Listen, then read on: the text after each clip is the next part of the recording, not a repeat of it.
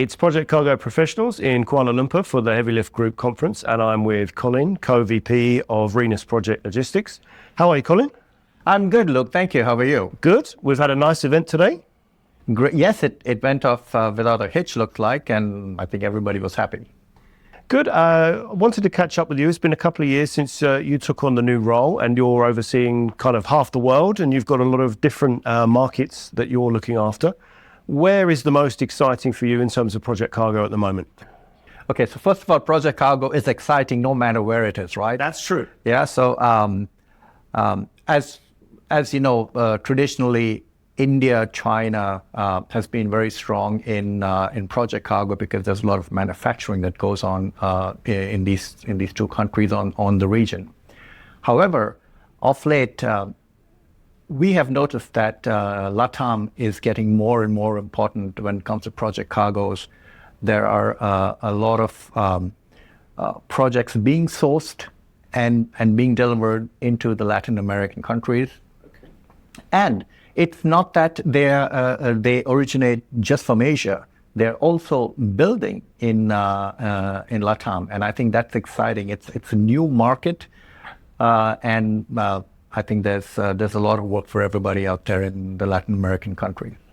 And did I have it right? You made an acquisition in South America, is that right? That's correct. A couple of years ago, Rhenus purchased Blue Logistics, and since May of this year, Blue has been rebranded into Rhenus.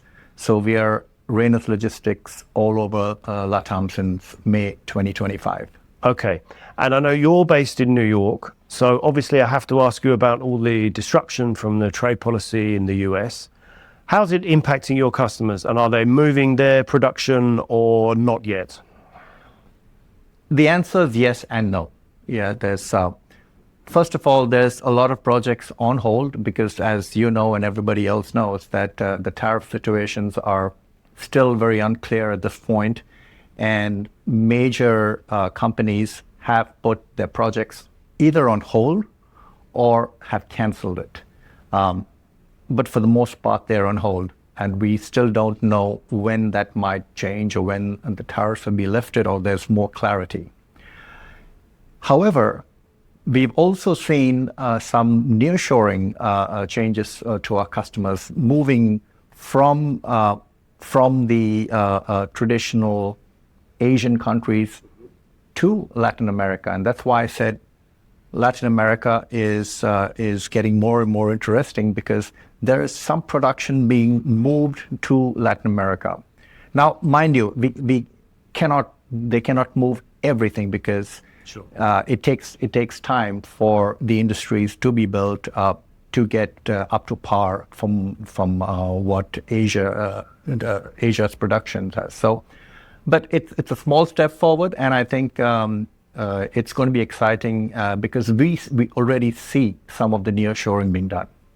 And in what time period has that been really ramping up? Is that in the last year, last 6 months? We've seen that in the last 6 months to a year, and I think it's getting, as the time goes by, it's getting more and more stronger. Okay. So Rhenus is an interesting company because you're asset owners. Do you consider yourselves to just be a forwarder, or has it gone beyond that now with the assets that you have? Okay, so Rhenus, as you said, is a very interesting company. First of all, it's family owned, and it always will be family owned. And always. It always will be family owned. And we know that, or it's known in the market that Rhenus has a lot of different divisions. Traditional freight forwarding is one of the key aspects of the portfolio. However, assets are another big portfolio in Rhenus. However, they are mostly confined to Europe because in Europe, Rhenus owns terminals, ports, barges, short sea vessels, and there are quite a few assets in that region. Okay, so you're not necessarily selling on the strength of that in the US, for example? No, when it comes to the US, we are traditionally just a freight forwarder, both in project logistics as well as in general freight forwarding. And in terms of using the leverage of our assets, it's for customers that need those services in Europe that we can leverage them on. And having so many international offices, how do you balance regional autonomy with the need to have certain standards globally? Correct. So Rhenus is very strong in standards. We do have a very robust program when it comes to standards globally. However, in the regions, we have a certain autonomy to work within the framework, and it's always work for us because we know the limits of what's required, and hence having a strong network of already defined standards helps us. You need that flexibility sometimes. Absolutely. You know, when you're in local markets, you need to adapt. That's correct, and that's the reason why we have certain flexibility to work within the framework. Yeah, and the theme of this conference this year at THLG was obviously sustainability. Is there a competitive advantage now for freight forwarders when it comes to sustainability? And if there is, what is that? Yes, indeed. So more and more of the projects these days have a sustainability component to it, and it gets more and more important for companies such as Rhenus to have a program. And we at Rhenus do have a sustainability program. We call it the ReGreen program, and it's been in place now for a couple of years, and it's always evolving. As you know, things change as the markets go by, and we are very happy that we have the sustainability program in place because it helps us to be competitive and as well as to contribute to the environment, and it's a win-win situation. So you agree with some of the panelists today that it's something that your clients want as well from you? Absolutely. More and more of our clients are demanding sustainability, and we are able to provide it to them. And is that internationally, or are you thinking about particular regions when you say that? No, it's international. For us, the sustainability program is stressed upon globally. Right. And you've been in the business for 30 years. What advice are you giving for the next generation of project cargo professionals? So there you called me out on my age there, right? I read it in an article and it stuck, so. That's right. I've been very blessed to be in this industry for such a long time, and I've been in the same company for 30 years, although we have been acquired along the way. I remember, yeah. Yes, for me, it's I've been in one place for 30 years. For me, I would say to the young generation who want to pursue logistics, and if you have a passion for it, go for it and stay the course. It's not always going to be easy. It's never a bed of roses. But for me, may not be the same for others. I wanted stability, and I wanted to stay the course, and that has helped me tremendously. And it's paid off now? Absolutely, it has. And just a final fun question for the end. If you had to move from New York to another market that you look after for Rhenus, where would you go? So that's a very interesting question. Yes, so I have been in New York for the last 32 years. I've enjoyed every bit of it, and I continue to enjoy it. And I really and honestly hope that I can always stay in New York because I just love New York. But now that since you asked me this question, I have to give you an answer, exactly. Right? So the more I travel around the world, I get to experience different cultures, different ways of life. For me, one of the closest ways of life in New York would probably be Sao Paulo. It's very interesting. It's also a melting pot, and I think that's one of the reasons why I enjoy New York. It's a melting pot. It's a fast-paced life, and I think that would be my place where I would move to. Yeah, I agree with you on that. It was kind of nicer than I was expecting, because sometimes people would say, "Oh, you need to be careful and stuff," but it's a very nice city, very green, great restaurants. Absolutely. Great restaurants, great people, and like I said, it's still within the region. It's still the Americas. Well, maybe see you in Sao Paulo one day. Thanks very much, Colin. Thank you very much, Luke. It was a pleasure. Thank you. I'm with Laurance from MFC Group in Dubai. Laurance, how are you? Very good. Nice to see you. And you?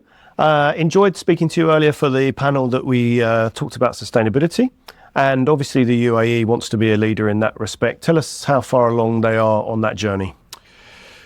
Well, the UAE is the leader, I would say, in the region, with its goals to be net zero by 2050. It's helped by the fact that the leadership there in the UAE has always been very visionary, and they're able to set targets so far ahead and then keep towards those. Sometimes it wavers, but that's natural, but they stay focused.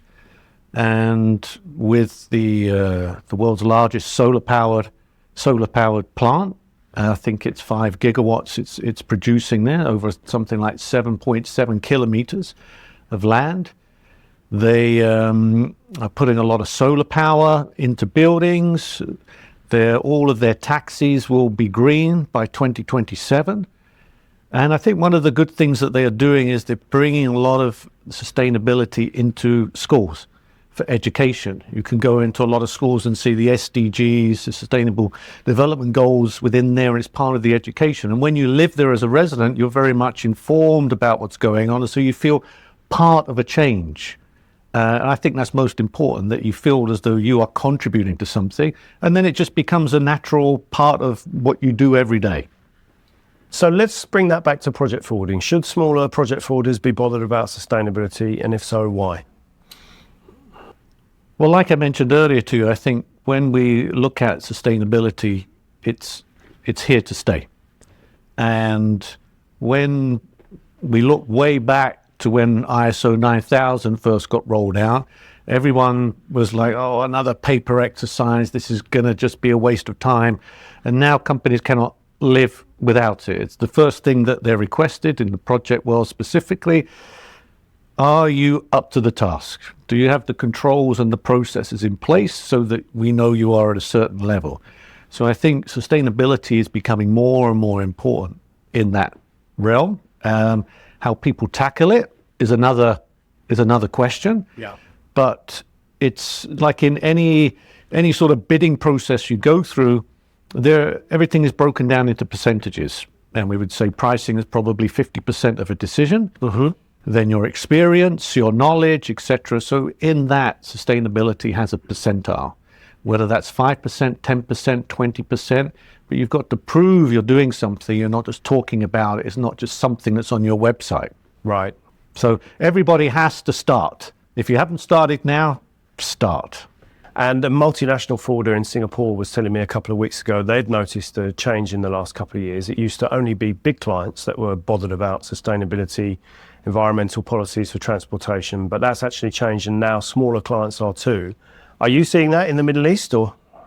Yeah, we're seeing all levels of interest that demand information. Right.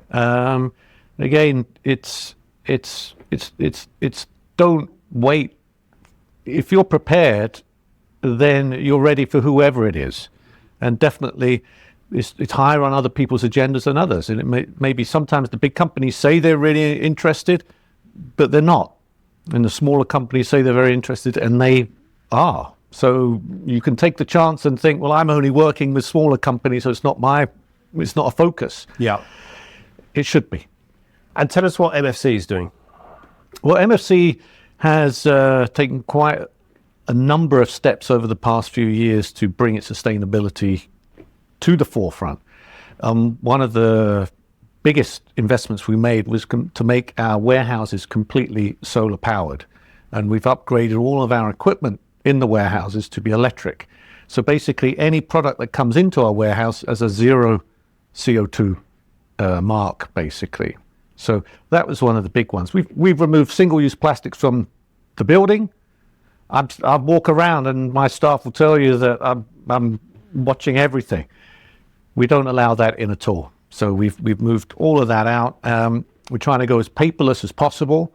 It's not always possible in our industry, right, but we're trying to drive that as much as possible. We've moved all of our IT into the cloud, so we're removing hardware that gets out of date and it needs to be recycled. Yeah. We try and recycle everything that we are using. So in any size company, you can do many different things to play your part. And tell us a bit about MFC. I know that you came in around COVID time to do some restructuring. Tell us a bit about the history of the company, because I know it's one of the oldest logistics companies in the Middle East. And also tell us about some of the changes since that you've come on board. Yeah, so MFC was born in 1977 there in the UAE, and I was a kid in Dubai in 1977, so I remember almost like it was a small village, and not many people knew where it was in the world, and you can see the metropolis that it's become now. So dramatic changes. But it was originally set up with a local partner, a Dutco company, and as a construction company that was central to a lot of the main construction projects there in Dubai. Everything was imported. So with the mind of, okay, we're spending money on importing, let's have our own company to handle all of that shipping. So that's how they could control their own business. Yeah. So that was set up, and then it organically grew, and then MFC remained in the UAE, championing their expertise in the Middle East and with exports around the region. I think that's really where it's made its name, particularly in the project world. It became quite well known for handling projects throughout the region, even though it was just there in the UAE. Since I came on board, well, COVID had kicked in.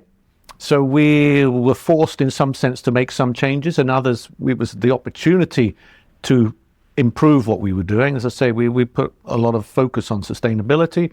We were also able to totally upgrade our IT system.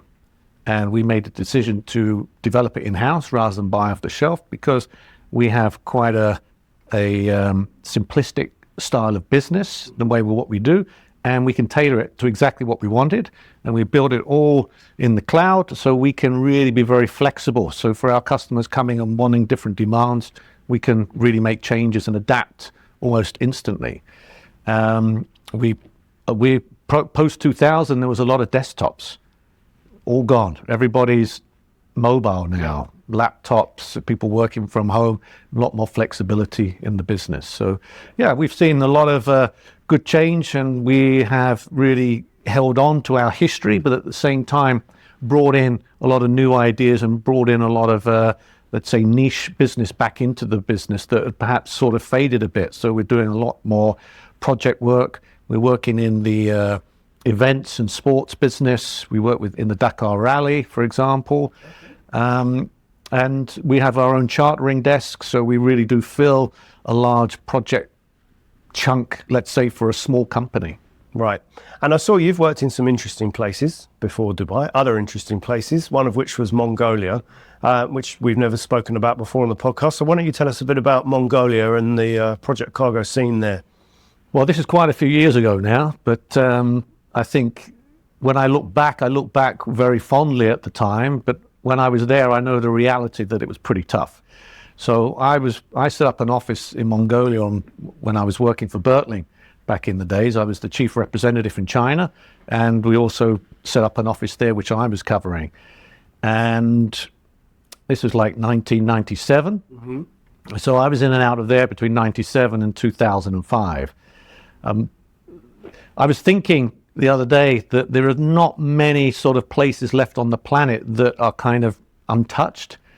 Mongolia at the time was pretty untouched, and it was just sort of opening up. There was a lot of mining, and that was the core business that we were doing. There was a lot of gold mining there.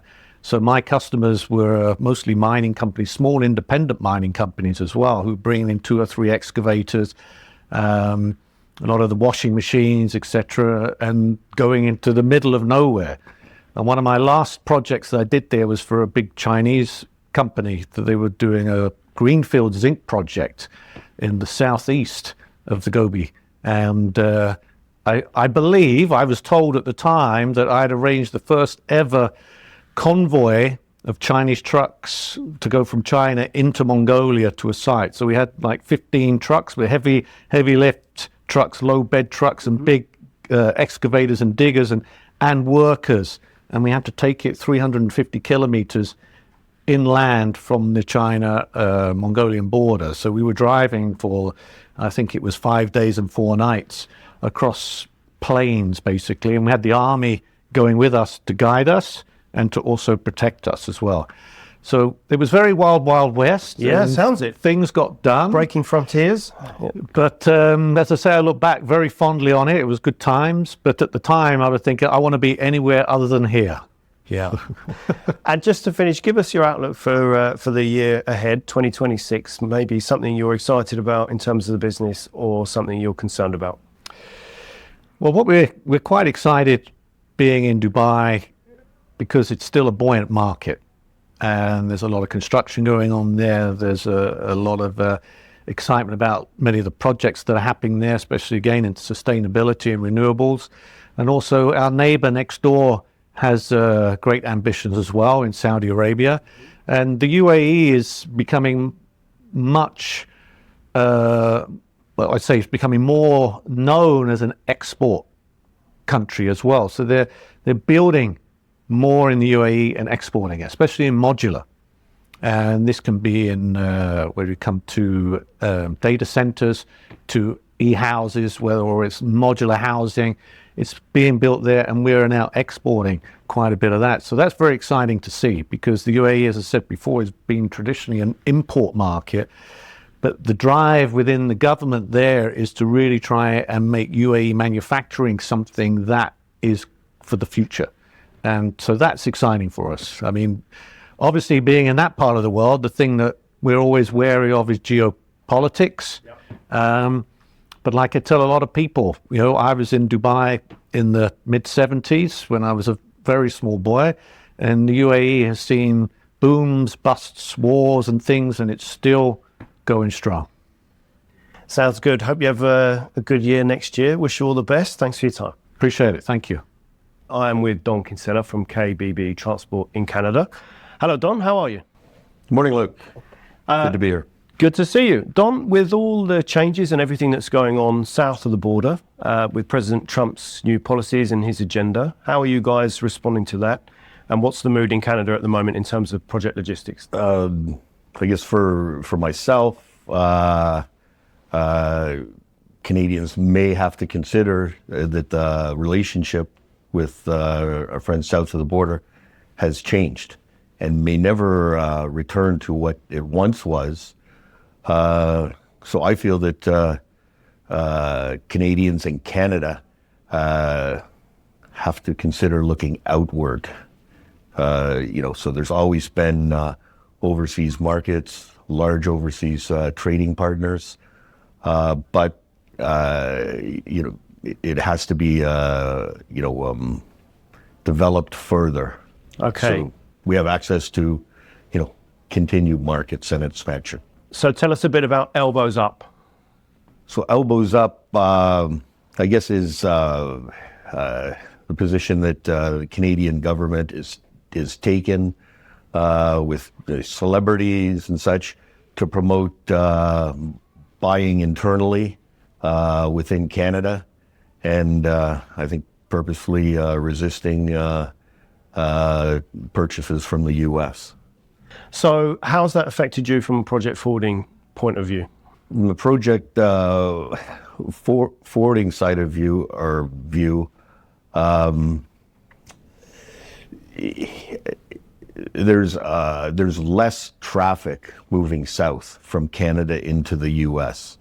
And these would be like heavy transport, that would move to a U.S. buyer, and then that truck would be empty in a location in the U.S. that would pull our cargo north, our oversized or heavy cargoes north. So now, with reduced volumes southbound, the cost of transportation northbound has went up because the trucking company or a transport provider we would use would have to drive empty to the U.S., load our cargo, and then drive back north, essentially doubling the cost. Right. And from the project owner's perspective, has that shift already started? Is their mindset already moving beyond the US? Well, as project forwarders, we've always been involved internationally. If it's South America, Asia, Southeast Asia, Europe, But the clients, from their perspective, are they already thinking beyond? Yes, it would have, like, in heavy lift or heavy transports, there are, capital expenditures that have to be planned and programmed over a long time. Actions south of the border have created instabilities in being able to project. So perhaps people are looking abroad now, and then we'll import from, non-traditional providers into Canada. And you touched on cross-border heavy haul. Talk about that a little bit for us. That's presumably become a lot more difficult. It's again tariffs on products. That's an immediate cost to either the U.S. buyer or in Canada, we also have tariffs on products originating in the United States. That's an immediate cost. It's, from cargo from the U.S. into Canada, there's a 25% tariff that the Canadian government imposes on Canadian nationals. And into the U.S., products tariffs are ranging from 10% to 35%, depending on what your product is. Softwood lumber, steel and aluminums have been really hard hit. Hydrocarbons, as far as I know, are tariff-free into the U.S. moving south. Right. So. But you're not completely downbeat. No, I believe as our traditional marketplace has underwent changes, this is an exciting time for Canadians as we look abroad to develop markets and develop our own markets, which means greater transportation requirements for companies such as ours. As well as government initiatives and plans to develop pipelines, additional pipelines, LNG facilities, port expansions that government says will move quickly and efficiently. I wanted to ask you about the ports because I know going back sort of 10 years ago, a lot of project cargo for the West Coast traditionally would have gone into US ports in PNW. Is that still the case, or have Canadian ports gone up a gear now in terms of project cargo and their capability? Project cargoes are expanding. The abilities to move, through the ports of Vancouver, Prince Rupert, I think will have expansions.